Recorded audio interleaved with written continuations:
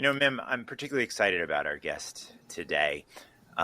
There's a tendency, I think, in the myths of innovation and entrepreneurship and even leadership and making change to think it's supposed to happen overnight, right? The innovator gets the light bulb, and then within moments, they're in a conversation with some major venture capitalist, often played by the same kind of actor in the movie version, right? And 100%. Or they're in their garage and there's the montage of them like testing all these things in the garage, but the montage is like 5 years and 12 seconds on the screen. Yeah, for sure. Exactly. For sure. And that 12 seconds can be really destructive, right? Because there's this other way of doing things where, what does it mean? There's a phrase I've learned from our guests today, whom we're very excited to introduce in a moment. And the phrase is, don't wish for it, work for it. And I think about someone who's working a problem and they don't even know if the way they're working on it is going to succeed.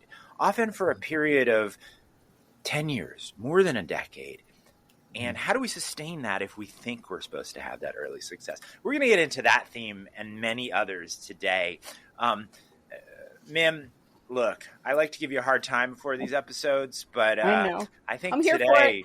I'm here for it. Yeah, you ready for it? Okay, so I'll sneak it in. I'm warmed up. Bring it. All right, I got this. Just watch out. It's when you're not going to be waiting for it. It's going to come by surprise. All right. You're just going to throw a little knuckleball sometime. Okay. I'm here for it. That's Let's what we do do. This. Awesome. So today we have the distinct pleasure of being joined by Dr. Andrews Ayiku, who's coming to us straight from Ghana. So we are very excited to have him. He is currently the West Africa manager for the E4 Impact Foundation, which is Entrepreneurship for Impact. He's the lead entrepreneurship trainer for the whole region. He's also a lecturer at the University of Professional Studies and a lecturer at the University of Makeni in Sierra Leone. He's worked across a variety of countries and continents in Ghana, Kenya, Sierra Leone, Italy, Pakistan, Senegal, Canada. In addition to all of his extensive academic work, he's done private sector work for banks, including the Bank in Africa, the United Bank for Africa. He's done work in innovative microfinance. He's done work for the Ministry of Finance and Economic Planning. So he's a man who wears many hats. And we're very excited that he gets to add another hat to his collection, which is podcast guest. Yes. So welcome. Thank you for joining us. Thank you. I'm excited. Thank you very much. I'm excited. Welcome, Andy. Thank you so much for taking time with us here, wearing new hats in your collection of many. I'm Alejandro Juárez Crawford, and this is my co-host, Miriam Plavin-Masterman, here with you today. And we're on a mission together here to make experiments of your own feel as normal as watching videos on your phone. Welcome to What If Instead, the podcast. Now, Andy, I'd love to start us with the people that you serve, who you work with, and you want to enable them to ask the big question, what if instead, and respond with experiments of their own. Maybe you can talk about the people you can serve and that you're here to serve and some of the ways that you're hoping to equip them or remove obstacles to their asking that question with their own experiments. So basically, I work with students at the university who want to develop their business ideas. So the key issue is that there are no work available, and we are going through the economic conditions. So people are being encouraged to start their own work. But what kind of work would they start? Especially with the kind of social issues that we have in this country. And all the countries I've worked with, social issues are key, from malaria, from environmental issues, from solar. Even in my country, Ghana, now we are having serious issues with electricity. A lot of businesses are going down. So the key question when people come to me is that, what should I start doing? What can I do? How can I be successful? The how and the why questions are key to them. But it's very interesting for you to know that their mindset is one of the key things that I usually work on when I'm helping them to develop a business idea. It's not just your passion. It's something you want to do. Are you wishing for it or you want to make it happen? Are you ready to put in your time, your efforts, and your energy for the journey? Because the journey is unpredictable. You know, if I'm hearing you right, Andy, you're making a distinction from just having a passion it brings me back to that idea of what I wish for versus what I'm willing to work for. You're making a distinction between having a passion for something and putting in the energy, the consistent effort, all of that work to develop solutions. Am I hearing that right? Exactly. That's exactly what I'm saying. For them to show commitment to whatever they want to do, whatever they dream, they have to. And that's where the challenge comes from. Because how do you get their state of mind from wishing to making the necessary efforts to make it happen? We can take a year, 2 years, and getting ready for it. Basically, most of them are not ready for it. So you need to work, help, support, coach, mentor them throughout the journey. And they'll be very successful. Yeah. So, Andy, this is fascinating because as I'm hearing you talk about the social challenges that are being faced with the students that come to you in Ghana, I'm also hearing a lot of sustainability concerns that are kind of embedded or wrapped around the social concerns. Your point about solar, your point about malaria. Sadly, malaria is back, right, because of climate change and increasing conditions of temperature throughout the world. Like, how are your students thinking about the social piece of entrepreneurship? Is it social for sustainability? Is it social for the community in Ghana? Kind of, are they moving between the levels? What are they doing? So initially, when you talk about social issues, the mentality for a typical Ghanaian, the typical West African is government issue. Government needs to do this. Government needs to do that. Now, government is not doing it, so who's going to do it? So you need to solve community problems. So one of the first things that I've learned with my encounter with Alejandro and the project that we did is to think about your environment. What can you solve? And currently, when I enter into my social enterprise class, what social issue have you identified that you can solve? Mm-hmm. And I learned that from my interaction with him. So this helped them to start thinking about the community. What is there for me to solve? And there's data. There are people dying. There are people having issues. How do I solve them? Then when they come back to you, they come back with a concept note about starting a social issue, social intervention in the community, and how you can support them to make a business case out of it. I mean, I think this is fascinating because there's public health implications, right? Yeah. There's entrepreneurship implications. There's profit implications. Exactly. Like, how do you help the students sort of sort that all out as they're developing these ideas? So I'll help them to put down together a business. We use this social model canvas, social enterprise model canvas, for them to put something together, because I can't introduce you to an incubator and I can't introduce you to an accelerator. Me, myself, I can't help you when you don't know what you are about. So we do all those analyses to get everything ready, to enable them to even talk about it. And they had opportunities to pitch about the problem that they want to solve. And that is the starting point. But we spend time to do a market research to find out what will be the impact. I'm sure there are problems, but is it a real problem? Are people suffering from it? Is there data to back whatever you want to do? So we go through all this, and it's a journey with a lot of patience. Yeah. You know, I love that line, I can't help you if you don't know what you're about. And I want to come back to that. But first, I'm hearing you describe a shift. You said many people say the government needs to when it's a problem. Exactly. The government needs to handle this. And maybe we can even think broadly about the human impulse to say, see a problem and say, you know, somebody needs to do something about this, right? Yeah. And then on the other side, you're describing this difficult process of sustained effort to solve, to be involved in creating a solution yourself or taking part in that. Yeah. Can you talk to us a bit, maybe even tell us a story about one of the young people you've worked with and how they went through that transition or shift? So one of the students I worked with was actually at the law school when I met him. He came for one of my By the Fireside program where I was telling them to identify a social issue. One of the social issues he identified was the coconut husk. When people finish drinking coconut together, they just throw it into the gutter and result in choke gutters. So I asked him, what can you do about it? This gentleman went to do a research, came back and then pitched to me that he can use the coconut husks to come up with a charcoal. He can use it. Apparently, there's a technology. I said, go ahead and do more. Currently, I'm sure one of these days we'll have the opportunity to speak to him. His name is Amin.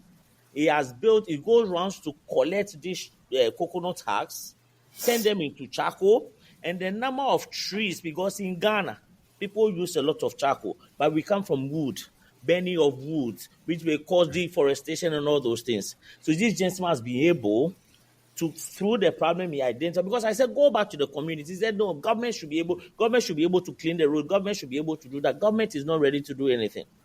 The same applies to one of my students who have gotten there are a lot of waterborne diseases. We don't drink good water. That's why the pipe-borne water is an issue. So he did the research and so realized that there's a tablet that when you put in the water, it will help you to prevent water blindness.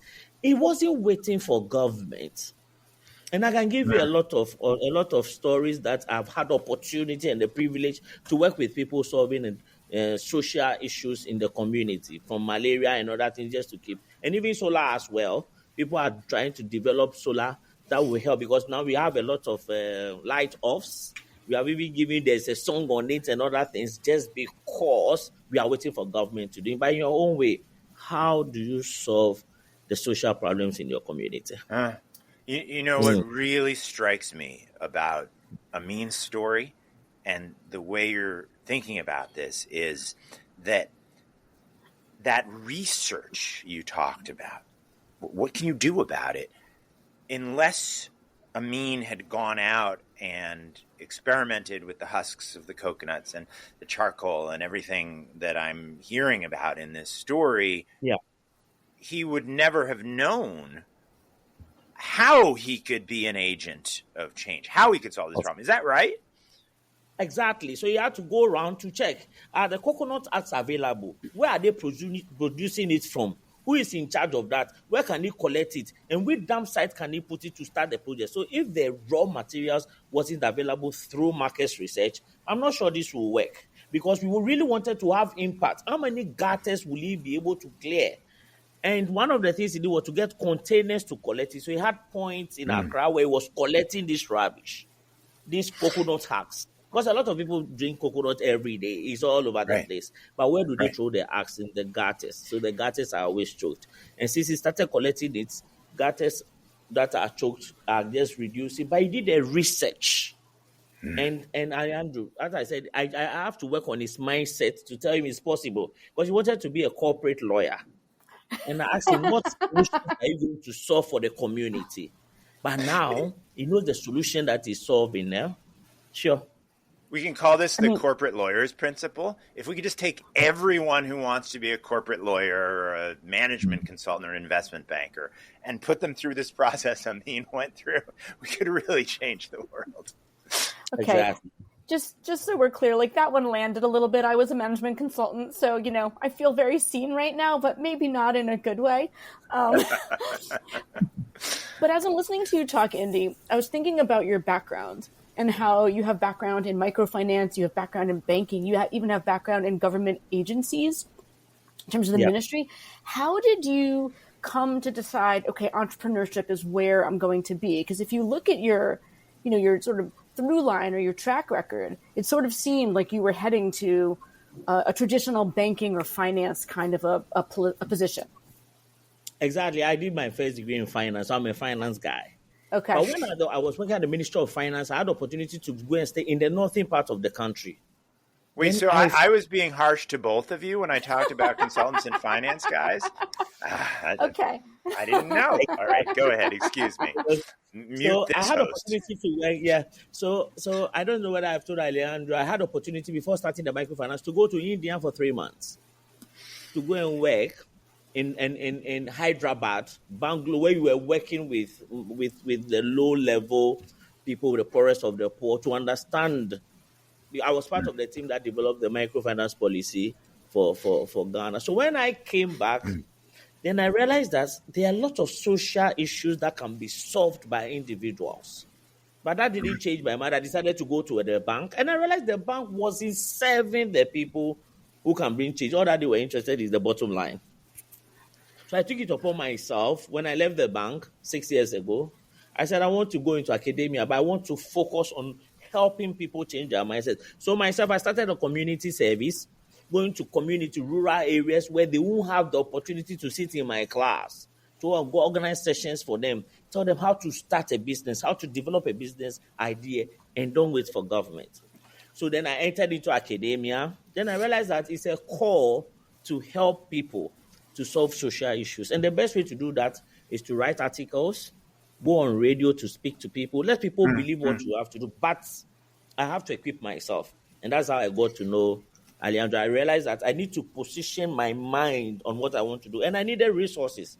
And the best resource I've gotten so far is from his team, which has helped me to grow. So every week I write in the newspapers about issues, social issues that you people don't want to talk about. I'll bring it up. How businesses are suffering, how businesses are more into profit, but not into society, not into people. No. So everybody wants to make money. So now when you talk to me that you want to make, what is the triple bottom line, for instance? Why not the society? Why not the community? You can't send me a pitch without talking about the negative effect and the positive effect of your business model. Andy, before you go on, and we want to take this in some interesting directions, I think Mim's about to, can you just describe for our listeners the team you're talking about?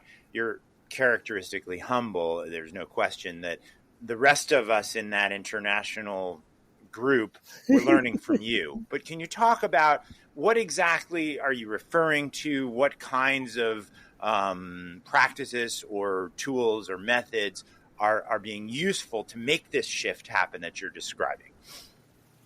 So there's a social entrepreneurship global program led by Alejandro that I had the privilege. My university joined, and that was where the learning opportunity, the other side of social entrepreneurship started for me. That's where the love itself started. Because I had the weekly meetings with people I know I would never meet on my own, and they were sharing experiences from other countries, from Japan, from Indonesia. There's a guy from India, from Bangladesh, and they were solving issues with students. So I also presented my students, and my students were shocked because the social issue you find in Ghana, somebody has a solution somewhere else. But I'm not sure I'll never have the opportunity to bring all this together for me to appreciate what I'm actually doing. And that is where the motivation comes from. So he brought together a group of intellectuals who want to solve a problem. You see, I don't know the number of people I've met who really want to see something happen. No. Everybody is trying. But I met a group that want to bring change. So on a weekly basis, they're asking you the change you want to bring. You can't go to such a meetings and keep quiet. So that is what my mind, with all my years of working, that group changed my perception. I hope it will be open to more people to change their minds. I got a lot of... In fact, I must admit to you that I'm using some of the materials to teach my social entrepreneurship class now. All the material I've changed. The university asked me, where did you get this material? So I said, I got it from them. I've not told you, but I've changed. I've put my name on it, but it's yours. It's ours. Sure. So, Andy, I wanted to follow up on one thing that you had talked about before the comments you had just made, where you were talking about whenever you're getting someone to present a business model to you, you're making them present the positive and negative sides of the business model. To me, that's such an unusual but really important way to frame a business model, because so many companies, especially in startup mode, don't try to measure the negative costs of their product. They don't want to know the externality. They're like, that's someone else's problem, right? Because Mim, for listeners who might not know what an externality is, can you break that down? Sure. Okay.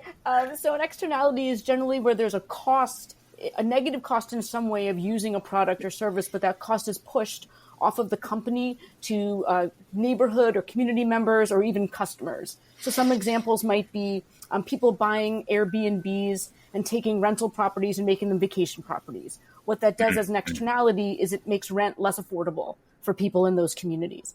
And that's an example, but that's not accounted for as a cost of Airbnb's business model.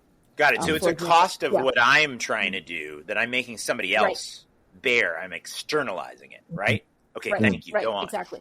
No, perfect. So Andy, so to my question, like, how are you getting students to measure this? Because that's one of the things that I'm fascinated by is, like, how do we think about the cost or the burden that our businesses put on a community or a society? And then how do we really make a different kind of cost-benefit analysis when we're evaluating what to do? So basically, I look at the number of people you will be able to employ over the period of time when you started your business, That's the impact on them, the number of people you have employed. And then the community. Are you polluting the society? Are you polluting your community? What kind of pollution? How are you making sure that the polluted water is not, especially those into soap making? I have students who have the business I say to develop soap making and other things. How do you manage the wastewater? Initially, they think, oh, I just pour it in the gutter. No, it's a chemical. You have to manage it well. So exactly. So those are some of the things that I do. And those who are into other businesses that disturb the society, what are you doing about it? So you talk about that before you start with your partnership, your value proposition, and other things. And it's helping them to think. One of my two students recently had, there's a bank in Ghana, Advanced Savings and Loans. My student does more organic farming because of the issues related to using all those fertilizers that he have.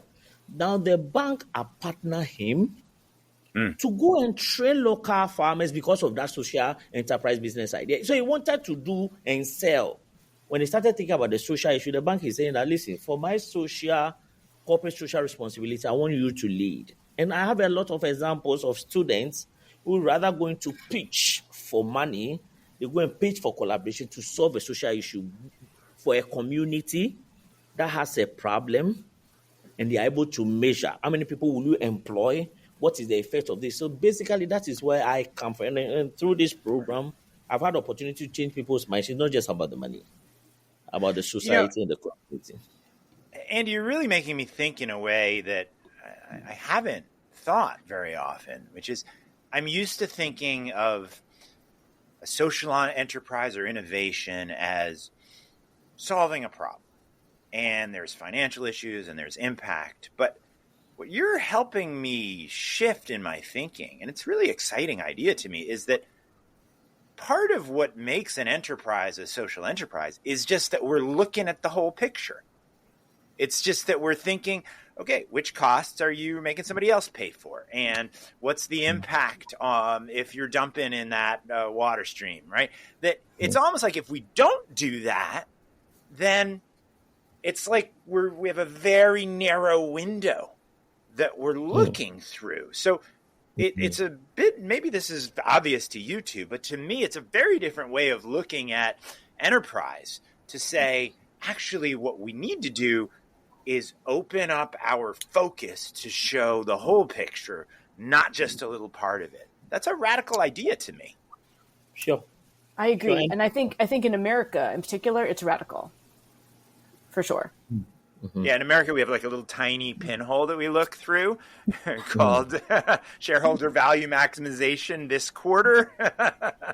And if you can do that, forget it if you ripped everything else out of the business. But seriously, you're really making us think. And there's at least a couple directions we could take this discussion in now.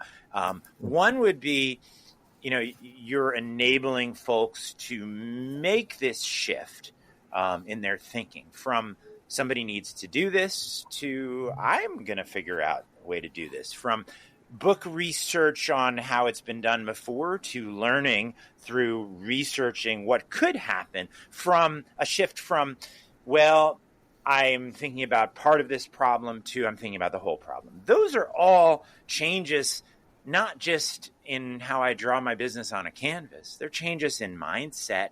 And I want to ask you, how do you enable folks in a systematic way? Are there systematic ways that you're helping to make that change? And what are the ways, the tools, the ways of interacting with students that are enabling you to do that? How are you making that possible? So usually at the university, I organize a boot camp, a 3-day boot camp, using the design thinking model tools, where we go through the tools and then I allow them to spend the rest of the day coming out with something. So they'll come up with all these ideas so big. They want to solve the problem of Ghana. They want to solve the problem of Sierra Leone, all those countries. And then we spend time to bring it together. But one of the things I do to support them is to do the research for them. So your initial desktop research, I have to help you, because when you ask them to do a desktop research, if you come out with a hypothesis, for them to go and test in the market, it becomes an issue. For instance, they'll go and test it with their family members and they tell them everything is okay. No. So we'll organize a focal group for them. And some of them feel you have to pay. No, you don't have to pay. You have to do it yourself. So even when I go on the field or I get people for you to speak to, you need to do it yourself, not me, because you'll be on their journey. I want you to appreciate the sport, and you need to be committed. You need to be reliable, and you need to be adaptable. These are the skills that I tell you. If you have a business idea, are you adaptable to situations? Are you reliable? Are you committed? The moment you start asking such questions, then they will run away because they want to do a government job. And I realize you are there because a government job, when you are there, you just get paid. You don't come up with any innovative idea. Then I use the innovative canvas, which will help you to redesign that innovation that is in your mind.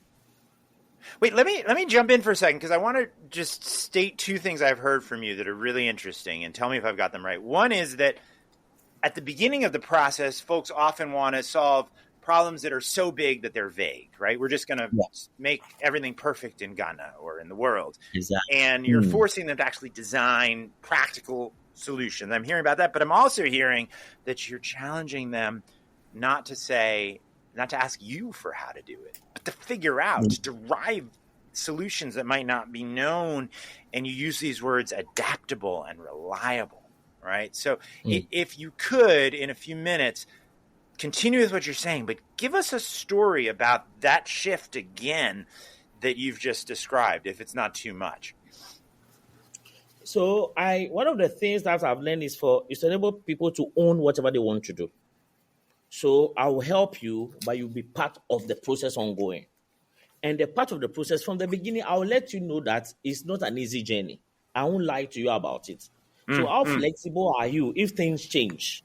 So you've seen a community, you want to do A, B, C, D, and a telecom company comes to solve that particular problem. What do? Is that the only social problem that you are going to be pertaining to? So I have a lot of students. Oh, please, Andy, you said I should do this. I want to do. Somebody else is doing it. What other problem have you identified?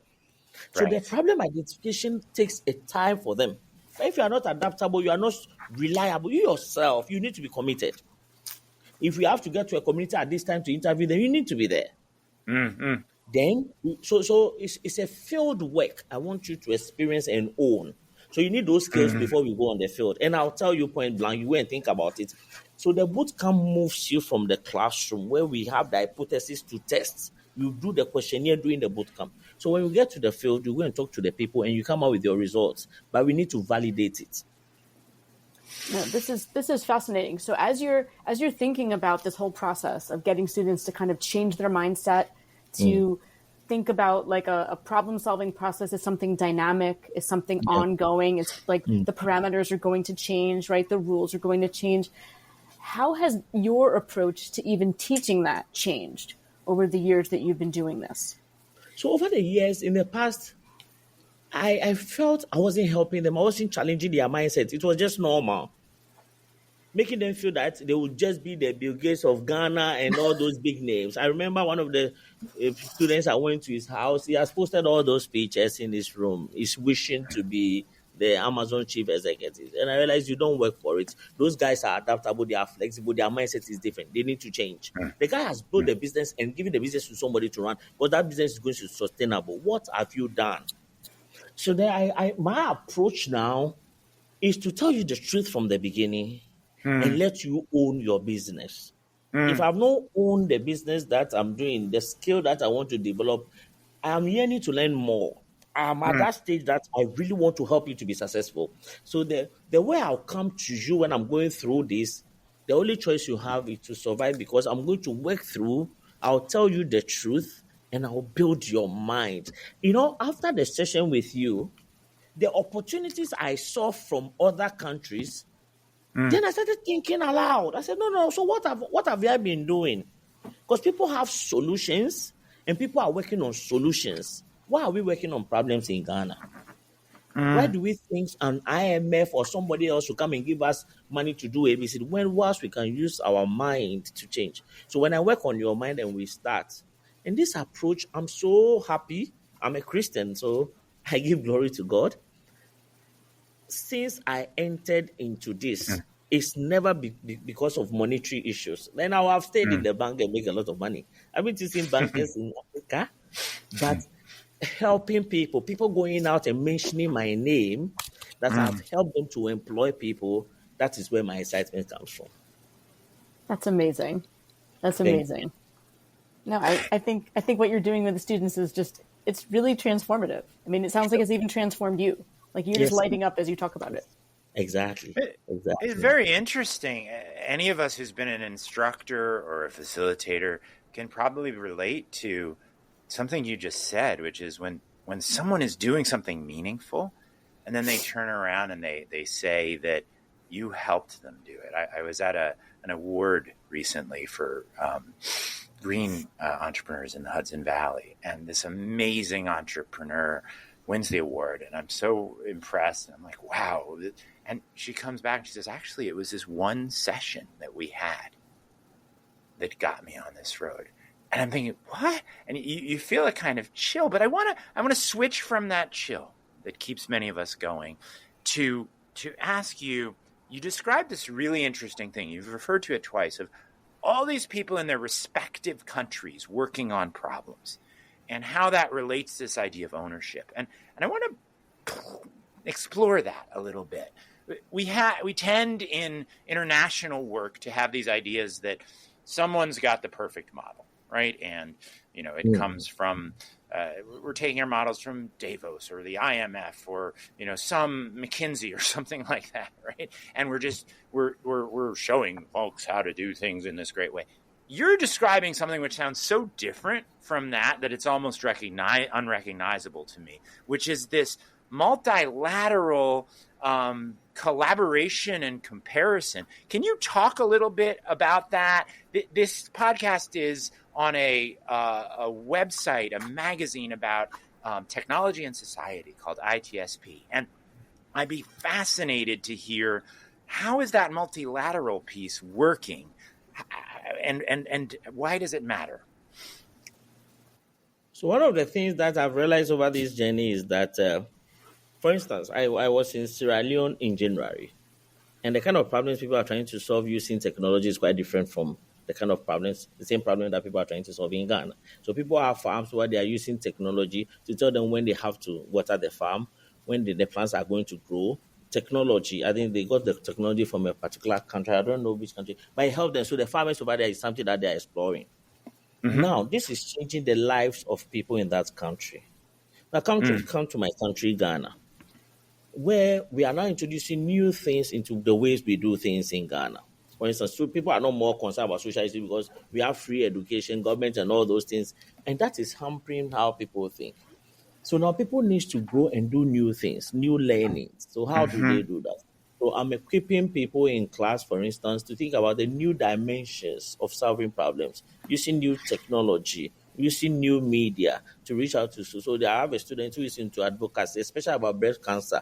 We have a huge issue about breast cancer. In Ghana, when somebody is diagnosed with breast cancer, they think it's spiritual. How do you change people's mindset? They don't come for treatment. They think somebody is doing something for them.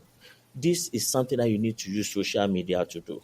This is something that you need to get to the community to do. This is how you have to build it. So I'm helping to build a social enterprise solving this particular problem. And there are lots of social issues that technology diversifications are key things that has to come in to be able to close the gap.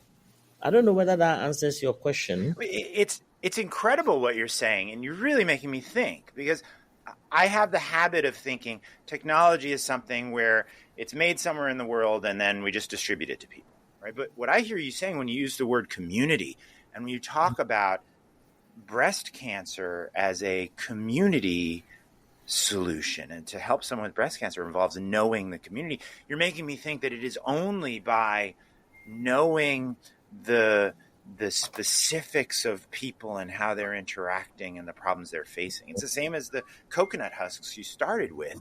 Only by knowing the specifics that we will actually be able to use technology and other solutions effectively. Am I hearing you right? Exactly. So in Ghana, it's more like October, Breast Cancer Day, Breast Cancer Week is done. Nobody traces them. Those people who get they are diagnosed with it, nobody traces them. They go back to the churches, they go back to the society, they die. But this can be worked on. Somebody needs to trace them. So this lady told me that, listen, I want to set up a social enterprise. She's a medical doctor. I want to follow up to them. I said, start keeping the data. Who are the organizations in charge? And she started last year. And this year, she told me by October, I have something to show you. The number of people I'll be able to trace to change their mindset. Why don't you come for treatment? Why do you want to stay away? Nobody is doing it. So you see how the whole thing works. So now she's building a community around that idea. How to sell it, how to grow it, how to touch people. Because government will not do that. Nobody will do that unless she solves it. So these are key things I'm telling people to follow up. People suffering from chronic illnesses, how do they solve it? How can you use technology?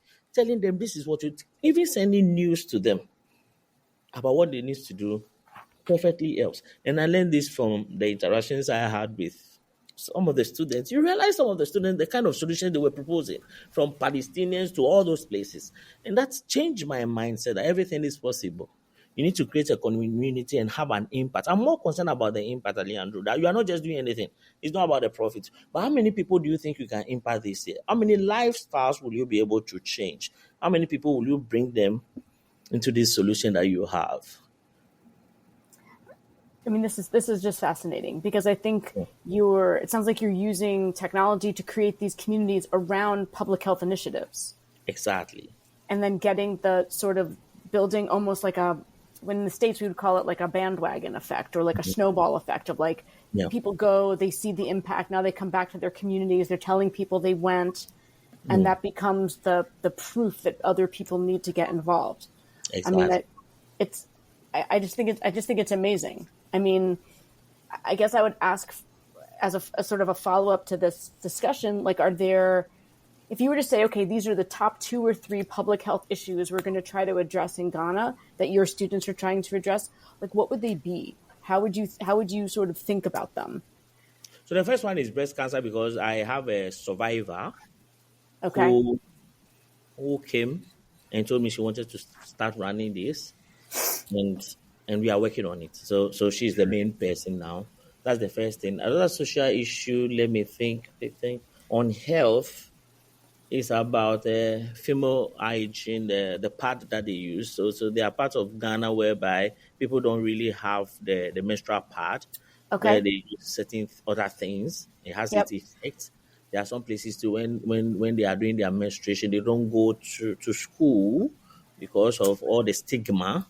So this lady contacted me that she wants to have an effect. She wants to change people's mindset. And she heard me talking on radio about identify social issue. Tell me what social issue you have. I'll help you do a business model out of it. So she called me. She said, in my community, this is the issue. What can you do?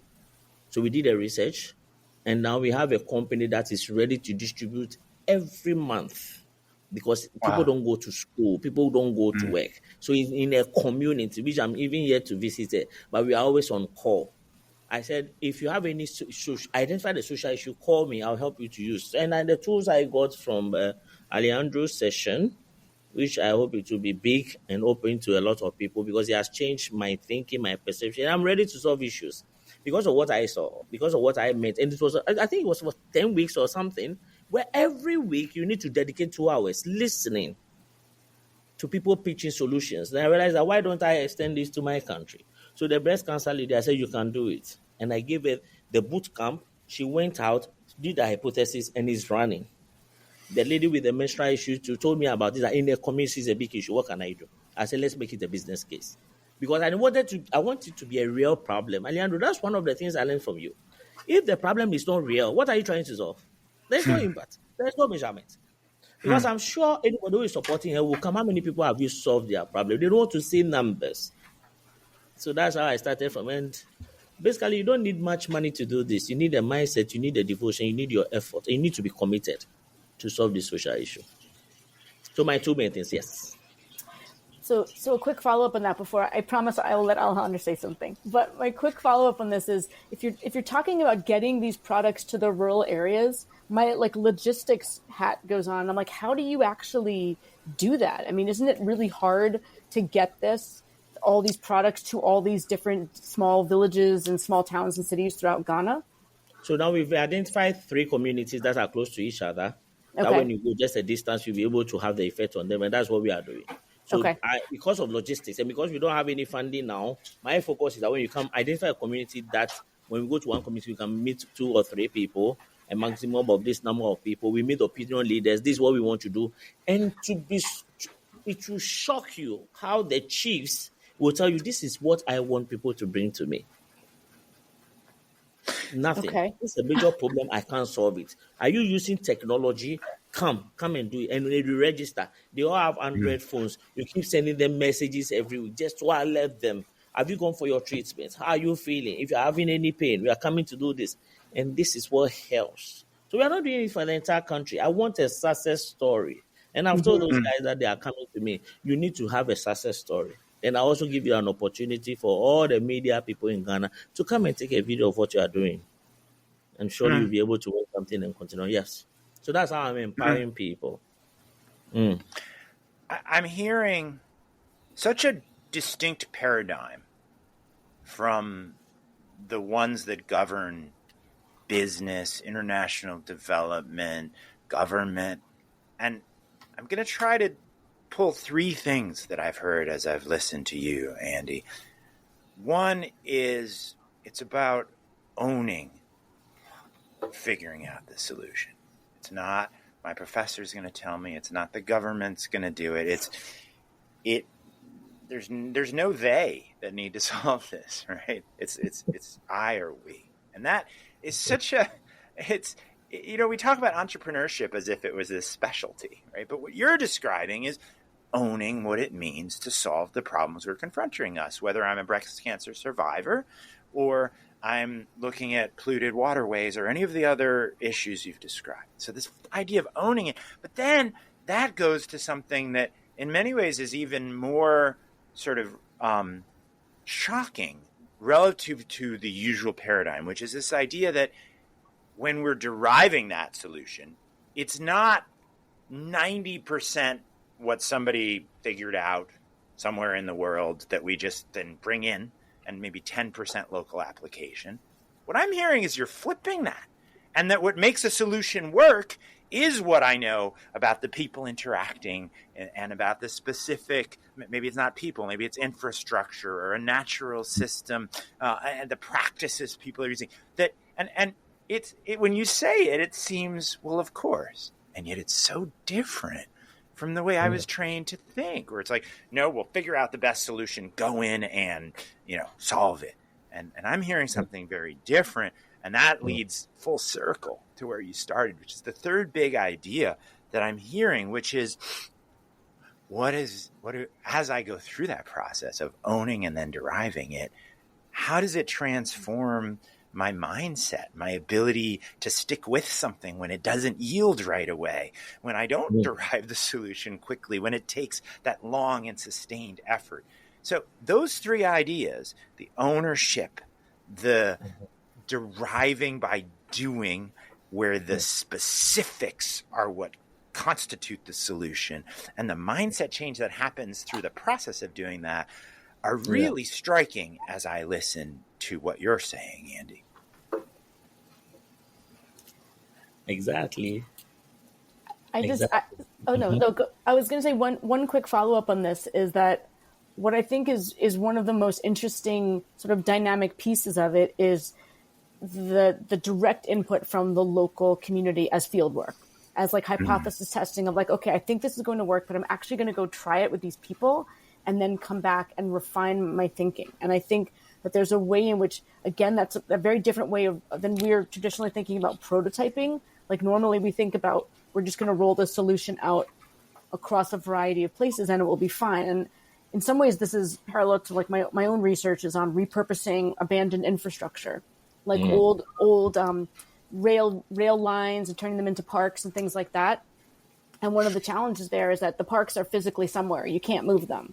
The remnant is the remnant. And so how do you think about bringing the local community into it to make it work for them? Like, what do they think this remnant should be?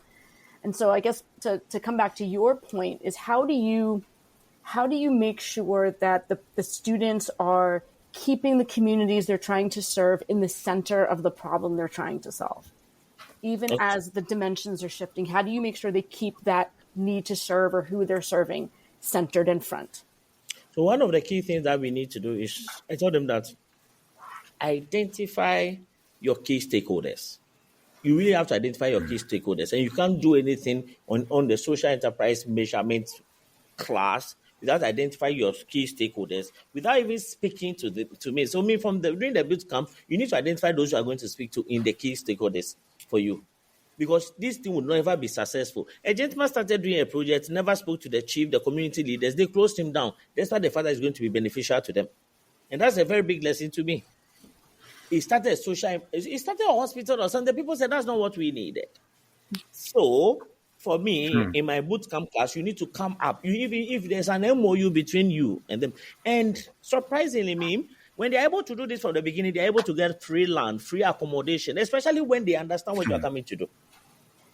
So taking that from that perspective is a must. And anybody you ask who have been doing my session, my bootcamp, will tell you that for Andrews, the first thing we'll tell you to do is identify your key stakeholder.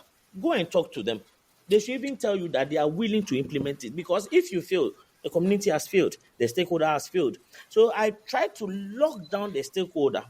So the breast cancer guy, the lady, the one doing the menstrual, the queen mother, actually sits in state to direct. So they will, but who will give you the figures in the community about the people there? Who knows the household? Who lives with them? You are just coming with a solution. But I let the community, the stakeholders, the opinion leaders own this. So it's easier for them to call them for a meeting. It's easier to assemble them. It's easier to get them to accept. You don't have to talk a lot. And that is how the measurement will work from our side. In Ghana, for instance, that is the best way. If you get them to understand, you are quick to be successful. Andy, you're giving me this idea, as you say this, as you describe these powerful projects and endeavors and changes, that the only thing universal is our specificity. Yeah. The thing we all share is that there are a lot of details the way we do things. I was having coffee yesterday with a guy called Mike Hine, who's was for many years our county executive in New York State, where I live. And he talked about a time when there were veterans of wars and there was a high rate of homelessness. And he said, look, let's solve this. And everyone said, no, you can't. Veterans is a federal issue. And he said, but wait a minute, what do we have here to solve it? And they ended up creating a center and doing a bunch of great things in Kingston, New York. And what struck me as you were speaking is we have this tendency to assume, and even you're so charitable that you sort of say, well, I'm learning this from the folks in all these other parts of the world, right? But I actually think listeners, if I could wish us to note one powerful thing in what you're saying, it's that what you've described is something that is relevant to all of us. It's the one universal thing, is that we have to get into the specifics with that agency and ownership to solve these problems. And to me, that is an idea that can keep us powered during very challenging times we're living in. Exactly. Yeah. It's not one way. It's each of us learning from the other, right? So we got to get rid of that idea that somebody's teaching and somebody's learning, and we got to start listening to what we derive specifically and taking inspiration from that. That's what I'm hearing as you speak. Exactly. No, I totally agree. So this mindset, this new me you see now, is because of the experience I got from a session I had, not on my own, but I was selected to join, not alone, but I took it myself to spend money. And it became part of my schedule because I was putting in time and effort and my emotions because I wanted to learn something. And when I did my background on all the various professors, all the students, and at every point in time when we have a session, we have over 150, 200 students, and I keep all those records. I was actually keeping records of everything because I wanted to bring change. So my mindset had to change. And I don't want to be the same person after that session. If I get the opportunity of joining next year or this year, I want my contribution to be far more better. So I wanted to be a better person. And that is exactly what I take to people I meet. You can't be in my session and be the same. Or you drop out. You can't be in my session without thinking about change. Because I'll call you as a guest speaker to come and talk to people about what you have learned. Yeah. So it's a competition. You have to be part. No, every week, if I have a class session on the weekend, I'll call you as a guest speaker because you've learned from me. You have to tell people that, and so nice competition. People are sending me messages. I'll be able to do this. I'll be able to do. I've signed an agreement with the chief. He's calling the people for me to come and do the social issue. Initially, when I'm on radio, go. What were you going to add? Excuse me. No. This is going to be short. Initially, when I was talking about social issues, people will say, no, it's government issues. Leave it to government. Are you now government? But now people are saying, I want to come to you to learn. I want to have a change. Me, myself, I want to be involved in the change. So you see the mindset that has changed? Yeah, thank you. Please. You can't be in my session and be the same. That's what I heard you just say. No, that's a very big challenge, yeah. And I'll tell you from the walk out. See, you could say it again. You walk out. Exactly. You walk out with that perception that you are going back and coming back to change people's lives. Yeah. To talk to people. And you have to be successful. You don't have a choice. Yeah. I love this. So no pressure. No pressure. You have to be successful. There's no other option. If it takes you 2, 3, 4 years, I'll still be following you. You are still my friend. I'll still help you. But you need to come back and tell people what you have changed. So the first time is get a society, get a community, get a stakeholder that believes in what you are doing because you believe in yourself. Identify the problem you want to solve. Let's validate it. Let's do a hypothesis. Let's make sure it's real. Start solving it. No matter the number, even 5, I will celebrate you. I'll write about you in the newspaper. So the opportunity for you to be on my lips is your ability to achieve something, and it's for free. I wonder what the relevance of that is to some of the generational issues we're experiencing in many parts of the world. If you're young today, you've inherited a lot of broken systems. They don't work in all these areas, health, environment. And what you're saying to me seems to be, and maybe we can close our discussion with just this last question, which is, if you're young today and you're in my country, rates of mental illness have gone up. Folks are often criticized as being entitled or unmotivated or what have you. What's the connection between what you're saying? You can't leave my session and be the same, and you become an agent of change. You become someone, and it makes me wonder whether we need to think about the generational dynamics differently. Not, why aren't you working harder? But have we offered you what you're describing, Andy? Mm-hmm. I think in a country like where you have the issue that you're having, I think the first thing you need to think about is to be very intentional and deliberate about what you want to solve. And since you can't solve all the problems, be very intentional. If about 10 people having mental issues, what can I do? Where is it coming from? Identify it. And if all of us, if I have 10 students and each person is taking mental health as an institutional problem and deliberately looking for solutions, I'm sure we can make it happen. There should be a deliberate and intentional effort. They should be willing to make sure that it works. The current generation really, really are not willing to get things to where they want fast results, which doesn't happen. They need to be deliberate and very intentional. So on my journey, I'm very deliberate and intentional. You have to be successful. You have to make it work.